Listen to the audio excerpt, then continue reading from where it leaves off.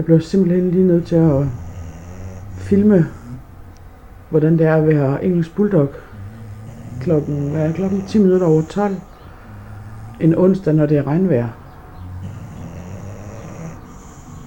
Jeg har 3 stykker liggende her, og de har overhovedet ikke tænkt sig at stå op. Jeg prøver lige at zoome ind på Malli her. Skal du ikke op i dag, Malli? Hvad? Du har ikke fået noget mad endnu? Gider du kan stå op i dag? Nej, det er jo tydeligt. Der er ikke rigtigt.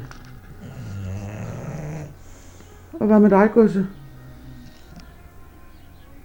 Skal du ikke op i dag?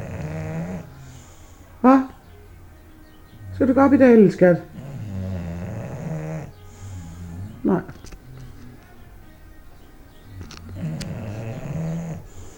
Og så er der Viggo. Hvad med dig, Viggo? Skal du heller ikke op i dag? Hvad? Kom nu.